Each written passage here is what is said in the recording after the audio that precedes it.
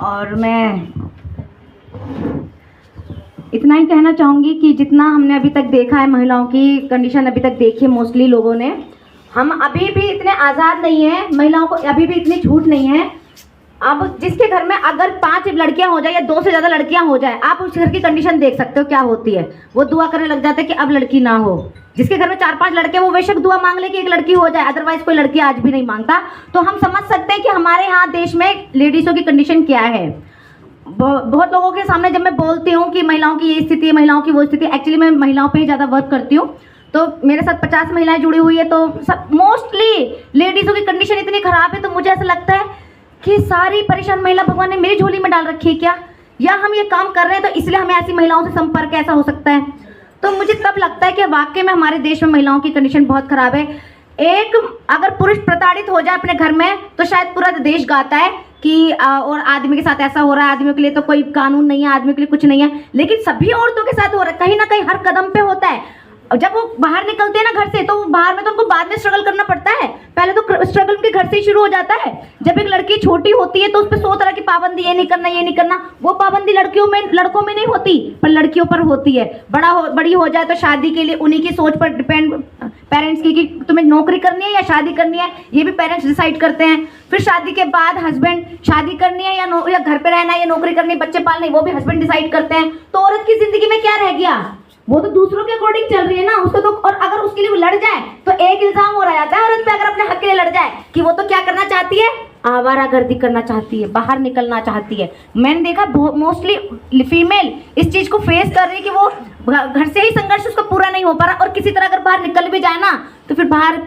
कोई नहीं बर्दाश्त कर पाता कि आदमी से औरत आगे निकल जाए। मोस्टली जो मैंने देखा, बहुत कम पुरुष होते हैं जो औरतों को सपोर्ट करते हैं। अदरवाइज तो ये मेरा खुद का तजुर्बा है, हो सकता है मैं गलत हूँ, लेकिन ये मेरा खुद का तजुर्बा है। तो इसलिए, और मैं एक चीज हमेशा कहती हूँ, आदमी की औरत का दुश्मन नहीं है, पहले तो हम औरतें ही औरत के दुश्मन है। अगर कोई औरत का, हम कुछ आदमी का, किसी का मान लो कुछ गलत चीज सुनते हैं ना, तो कभी भी आदमी उस पर एलिगेशन नहीं लगाता। आदमी बल्कि यूं कहता है, अरे तेरा बाहर चक्कर है, मेरा भी करा दे। आदमी इस तरह की बातें करता है। लेकिन अगर एक औरत का कुछ गलत सुन भी ले, झूठ ही सुन ले, तो उसको बदनाम करने के लिए जरूरत नहीं है, वो जिसने औरतों ने सुना है ना, वही उसको औरतों को बदनाम कर देंगे। अगर मेरे सामने कोई केस ऐसा आता है ना कि एलिगेशन लगा होता है किसी लेडी पे, तो मैं ये बात रखती हूँ कि अगर ये एलिगेशन आदमी पे होता तो क्या तुम इस तरह का व्यवहार करते आदमी के साथ? आदमी को 100 बार माफ किया जाता है और औरत को 1 बार भी माफ नहीं किया जाता।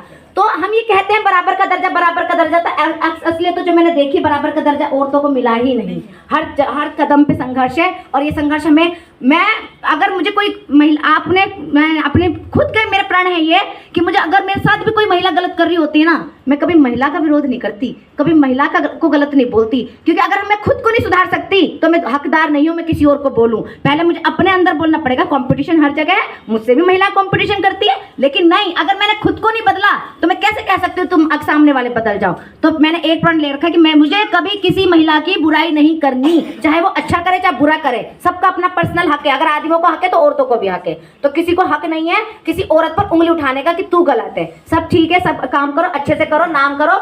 मैं एक बात और कहना चाहूंगी कि जिस देश में लड़कियों के पैदा होने पर रोते हैं, ऐसे देश में लड़कियों को ऐसा काम करना चाहिए।